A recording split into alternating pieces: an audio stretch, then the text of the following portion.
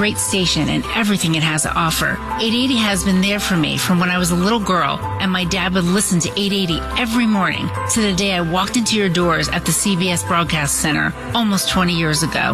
You have seen me grow up and have been a big influence in my adult life. I will truly miss 880 and all the wonderful people that I've met throughout the years. New York, New Jersey, and Connecticut's home for news, traffic, weather, and the Mets. This is WCBS 880 News. WCBS 880 News. Hear every Mets game, plus the news, traffic, and weather you need every day. Count on WCBS and WCBS FM HD2, New York.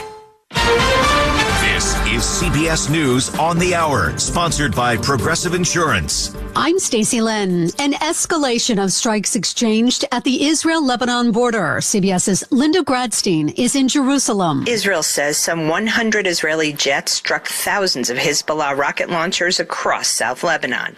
Despite the Israeli attack, Hezbollah fired more than 300 rockets and drones at northern Israel.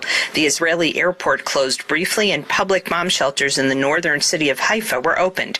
The BBC's John Donison. This is clearly a significant and ongoing escalation. We're not at the point of full-scale war yet, but that is clearly the fear not just here in Israel, but in Lebanon and the wider region. Multiple sources in the region tell CBS that the U.S., Qatar, Israel, and all relevant actors are now sending the message to both Hezbollah and Iran to de-escalate.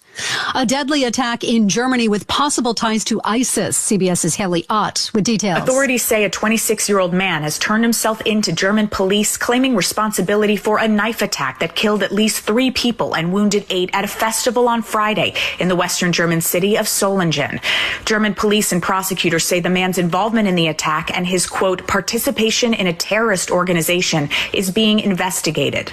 CBS's Natalie Brand now is following the race for the White House and some key issues. Trump getting attention for his social media post that his administration will be great for women and reproductive rights, even as he celebrated appointing Supreme Court justices who supported overturning Roe versus Wade. That whole issue has been tearing our country apart, and now the states will get the vote. Abortion rights will appear on the ballot in several states this November, where Democrats are counting on it to motivate voters. Both candidates will be out on the trail this week. Former President Trump heads back to Michigan. Vice President Harris will be in Georgia. Some extreme heat is baking the southern plains and Midwest. Meteorologist Tony Fracasso is with the National Weather Service. Shifting the focus across the plains, so Kansas all the way up to North Dakota, Minnesota. Temperatures today up into the 90s, around 100 degrees. May not touch records, maybe pretty close. Texas dealing with record heat, too. Some relief there will come next week with rain in the forecast. The flame is lit for the Paralympics. It was lit in Stoke Mandeville, a village in London, considered the birthplace of the Paralympic Games. The flame will now travel to France under the English Channel for a 4-day relay from Atlantic Ocean shores to Mediterranean beaches, from mountains in the Pyrenees to the Alps.